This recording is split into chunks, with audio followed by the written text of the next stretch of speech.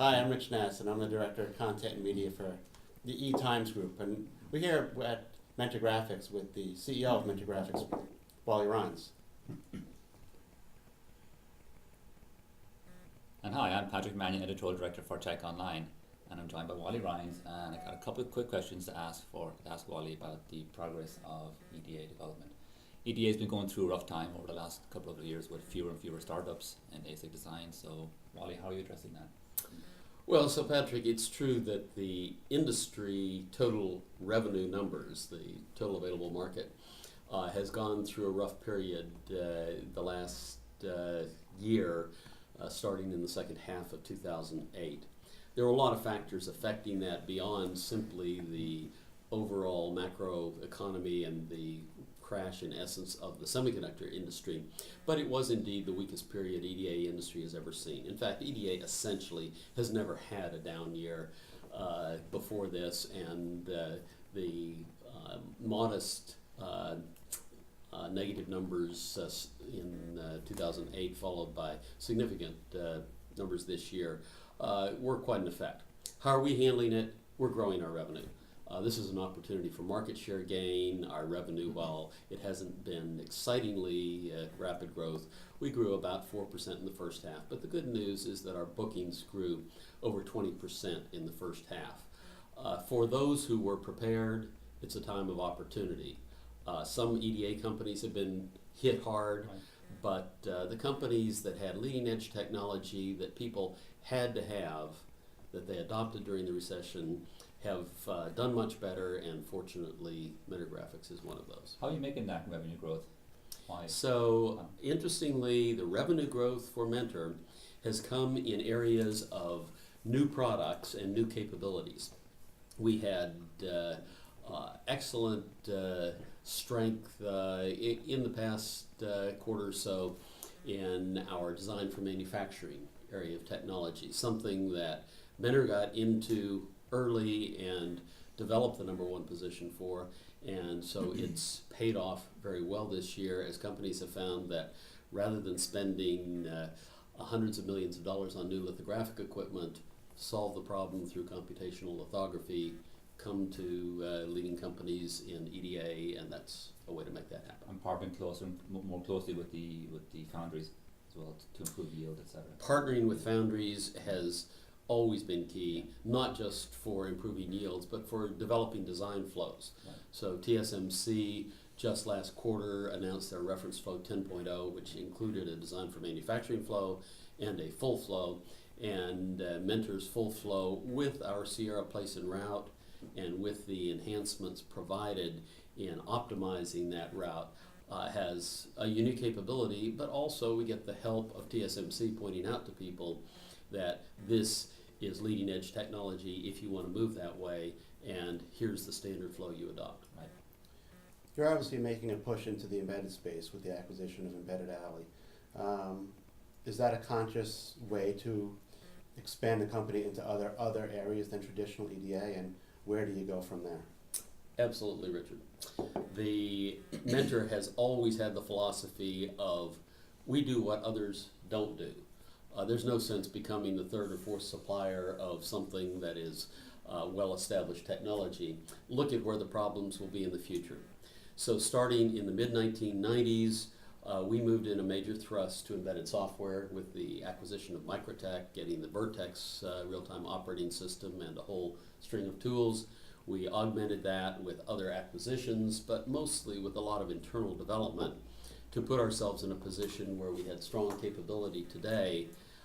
Embedded Alley is an exciting addition to the total because I believe there's a real revolution going on here, and the real growth opportunities in EDA are in development of new methodologies and solving new problems.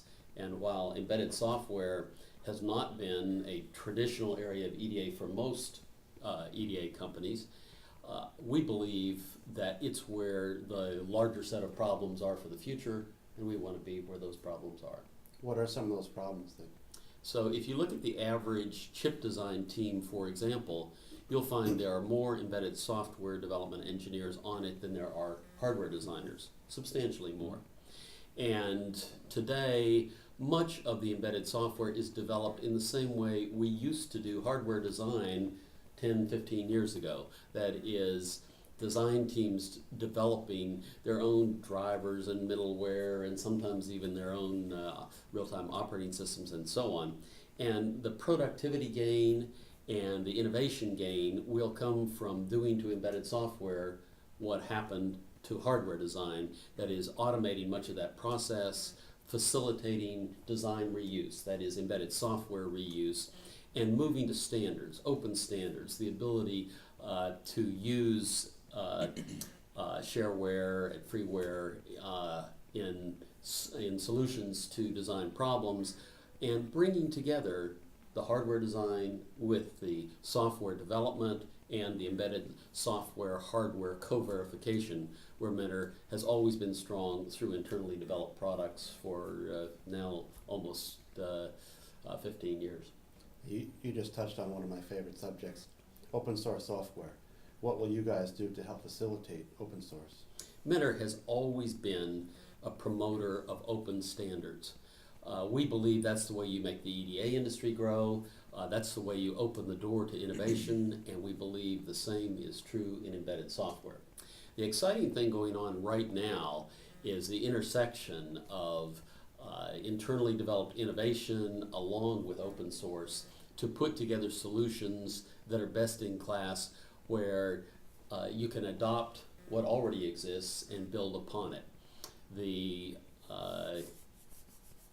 Embedded Alley acquisition by Mentor brought us into the mainstream of what I think is one of the really exciting revolutions. That's the real-time operating system revolution that's going on right now, and we have our hands full just keeping up with the demand in that area. Software is a wholly different beast than hardware when it comes to comparisons of capabilities. What do you bring into software design that you brought to chip design? It's a totally different beast. Right, absolutely. In fact, I think that's what our learning curve involved starting in the mid-1990s as we introduced hardware-software co-verification products as well as embedded software development. It's a different kind of customer, there are different price points, there are different approaches to support. You had to develop a totally different infrastructure, and we, over a 15-year period, we developed a whole group of separate sales specialists, sales account managers, development engineers, and people who brought these different attitudes and could cater to the needs of the embedded software developer, but also in the appropriate places could build the bridges to the traditional hardware designer, and that's, I think, the unique value that Mentor brings. You've made a fair amount of acquisitions over the years. What have you learned through those acquisitions that will help you integrate Embedded Alley? So one of the key lessons is that when you do an acquisition, there is no conquer and vanquished. It is you join forces with a company, and if there are any reductions in personnel, you make sure the reductions are at least as severe in the parent company as in the acquisition. But more importantly, you acquire a company for some expertise, and you don't want to lose that expertise. So you put them in charge, and you let them run and give them the freedom. And then you add to their resources. Sometimes that's expanding the bandwidth of their sales operation. Sometimes it's access to other technology that they need. But in this case, it's exciting for Embedded Alley because I believe Android has the opportunity of being the open embedded software operating system for much more than just cellular phones. I think it can predominate in a wide variety of applications where the world brings its programming resources to bear to standard interfaces and access to large markets in much the way that Windows provided an open environment for the personal computer. So for us, it's a big opportunity. So which of those areas will Embedded Alley benefit most from having a bigger sales channel, having more R&D dollars? The Embedded Alley people will benefit from the resources within Mentor, the ability to add to their sales bandwidth, They will have benefit from the fact that we're already a major player in embedded software. Few people realize that over half the cell phones sold today have a Mentor real-time operating system called Nucleus built into them. So we have a long base of working in this field. It's just a case of bringing in more resources and expanding the ability to work with customers directly and solve their problems, and it's off to a very fast start. What areas are you expanding into also beyond embedded? Are you medical, energy, smart grid? So there are many verticals that actually have the same needs as other verticals and really don't have a lot of differentiation. Mentor, once again, in our strategy of go find problems that aren't being solved by others, over the last 15 to 20 years has identified a number of them, and one of the most exciting has been the whole business of cabling, wire harnesses, and network design for big systems, for airplanes, cars, trains, planes, whatever, vehicle transportation software. That's been a long investment. These companies You mean the overabundance of wiring and cables? What well, is that referring to? the complexity of an automobile or an airplane in terms of electronics has soared, and yet these are industries where differentiation has principally been mechanical engineering.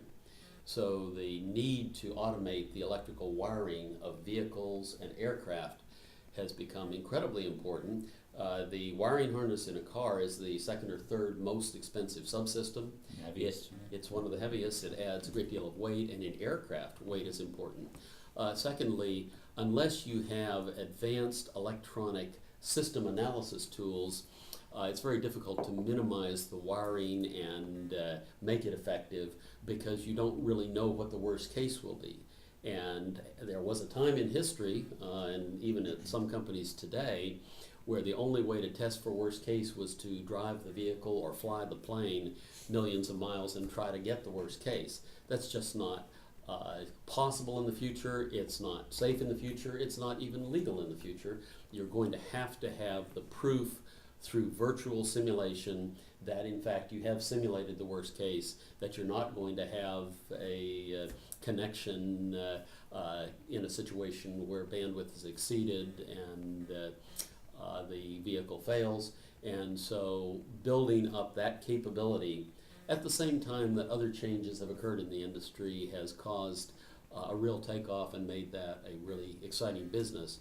But I have to note, this is an enterprise software business.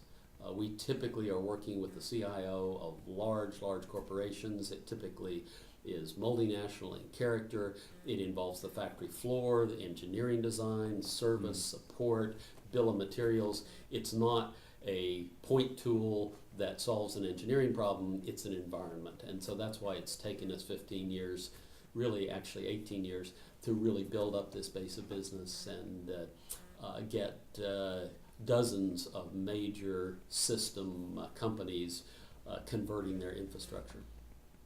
So does that put you in touch with a different engineer now? Mechanical engineer, an aeronautical engineer, space that you hadn't really played in before? Yes, so that's an interesting aspect. It is multidisciplinary.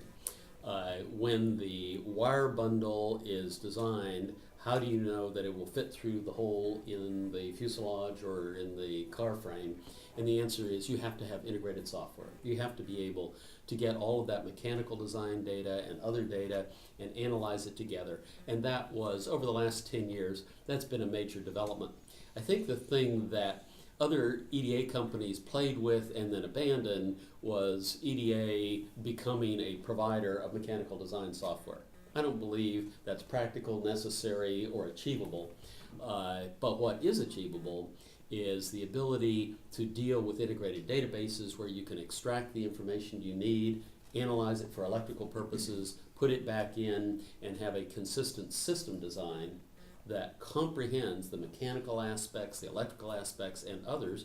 And incidentally, that was a factor in our acquisition of Flowmerix, because in designing a system, it's becoming increasingly important to analyze the power dissipation and the heat generated. And Flowmerix has by far the #1 market share for thermal analysis of electronic systems.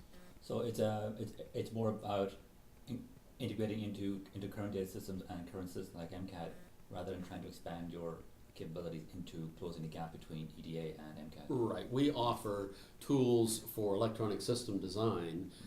We do not offer tools for mechanical design, but we offer tightly integrated databases that can use the information from the total corporation to solve a problem. And that's much more than just getting the mechanical design information. It means getting into the costing information to generate the bill of materials, the quality database, the component management database, all of these things. And so it meant that over the last 2 decades, we had to build component data management systems for our electronic system design, printed circuit board design, that could be used at the enterprise level, because this is not, once again, something where you can just solve a piece of the problem. You have to be involved in the total system. On a different topic, what are your thoughts on the concept of, say, cloud design, or the confluence of cloud computing and collaborative design? So both very important. From my point of view, thus far addressing really 2 different needs. The cloud computing is an inevitable virtualization of computing power, just because such phenomenal amounts of computing capacity are needed, and there are economies of scale in being able to buy that capacity and in increments. And the real limitation has been mostly based around security issues in the past. So more and more people are getting much of their computing capacity in a secure manner through clouds that are provided by providers who can do that in the most cost-effective way. And of course, EDA has to be a part of that. And there are issues. There are licensing issues that the industry is struggling with, and we have to accommodate those and find ways for customers to effectively use their tools or transition their licenses or models. So that's one aspect of the cloud computing issue, but it's a big opportunity because the number of simulations run has grown orders of magnitude in the last decade, and otherwise designers will be unable to do the amount of computing they need to do. And the other part, collaborative design, is a big opportunity, which does require the compute capacity and does require the shared databases. But fortunately, we got into this one very early, about 10 to 15 years ago, with the problem of concurrent design. Right. Mentor actually published books on concurrent design. Well, we made it a reality in our printed circuit board design first, where a design team could divide up a printed circuit board and work on independent parts. And then we developed the next generation of software where people could simultaneously design the printed circuit board, even though they were separated geographically. So today, teams in locations around the world can route leads right through each other simultaneously and run a 24-hour-a-day operation with a team cooperative mode that changes the dynamic of how design is done, and which will affect chip design as well in the future. I guess the end game might be where you can have a designer in Estonia who's an expert in RF design be able to facilitate or enable a design team in Norwood. And that is happening today. Bring that RF expertise At leading edge companies. The RF team may be in a different location, probably is, from the digital team, and there may be an analog team as well, and there are manufacturing engineers, quality engineers, all sorts of other people involved, even vendors that are simultaneously accessing that same database so that a system product can be developed. And I think the real difference is Mentor came from a tradition of system design. Early on, Mentor developed the leading position with first the military aerospace companies, then automotive and other companies, and then worked its way down to transistors. The rest of the industry started at transistors and worked up to systems. So the system disciplines that make system design so much different from integrated circuit design have been built in place long before I came to Mentor Graphics, and a manner of thinking and a way of dealing with customers and a customer base where true system design could be done. And now chips are of a size where these issues are really relevant at the chip level as well as at the system level. And for Mentor, that's a big opportunity. When you scan the horizon for technology, what areas currently excite you? So the three that come to mind most immediately are low power design. And for Mentor, the big differentiator is most of the EDA industry is focused on designing for low power at the physical and more recently at the RTL, Verilog VHDL level. Mentor has had a consistent focus that starts at the architectural level, allows you to make trade-offs in architectural configuration and evaluate relative power dissipation at a high level and work your way through. And the reason that's so important is you can affect the power of a chip or a system design by orders of magnitude if you deal with the architecture, whereas by the time you get to the physical layout, you're looking at just small percentages.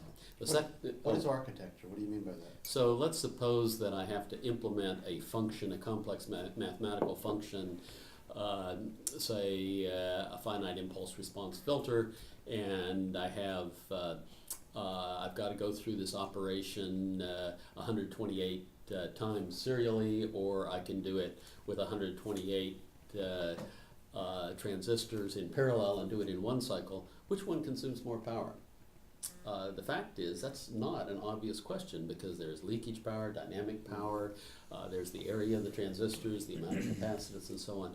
Those kinds of architectural decisions have to be done at a high level, transaction level, or even in algorithmic code in C++, so that you can simulate at millions of times as fast and look at thousands of times as many alternatives and choose an architecture that will optimize.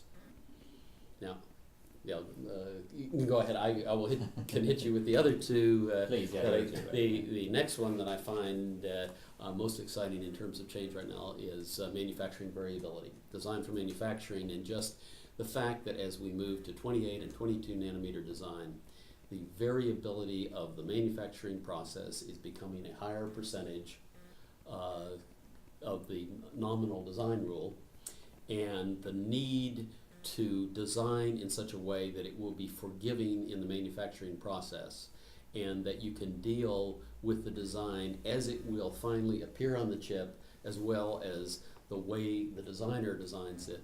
You can identify hot spots or identify critical areas of the design and fix them in the design process. That's a major revolution, and that in fact is the fastest growing area in the decade for electronic design automation. So of course that has to be exciting as well. And so those are two of the three. The third one is just the whole revolution in going to the next level of ESL design. That's been exciting for high-level synthesis, but it's becoming exciting for a variety of other capabilities in ESL, and that incidentally has been the second fastest growing area of EDA during the decade. Okay. When you, some companies will take equity in startups by offering their tools for free.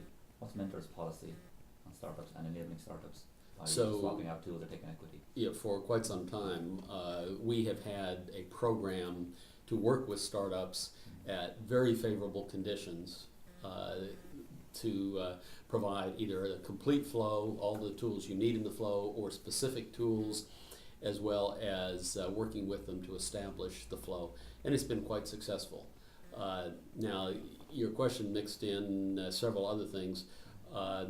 The equity versus tools and so on. While that's always a possibility, in general, really good companies don't want to give up their equity. They value their equity very highly, maybe irrationally highly, because after all, they're startups, they believe in themselves, and even though statistically there's a high failure rate, they believe theirs will be the next major Cisco or whatever. And so really, we found in general that it's better to provide a package that is economically favorable and focuses on their need to preserve cash, and so gets an evolution, payment terms, use terms, and so on that are tailored to a startup. And we have a whole program. It's called Term for Startup, and we work with the startups in that mode, and it works well. Okay. I'm out of questions. Okay. What 2 or 3 things annoy you most about people's perception of EDA? Annoy me most.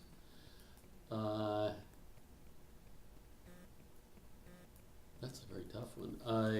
I guess I don't sit around you getting very annoyed when I sometimes get frustrated, and that's when I have a signal that we need to think hard and find an innovation. People's perception of EDA, I guess, could raise the issue of the industry itself being too inward looking. So too much of the industry spends its time figuring out how to take market share from its competitors instead of figuring out how to solve new problems that grow the market. Innovating, And, right. So I think that if you really want to get a more positive appearance for EDA to the rest of the industry, as well as a more positive contribution, it's spend your time solving new problems and worry less about taking market share from your existing competitor in a given area.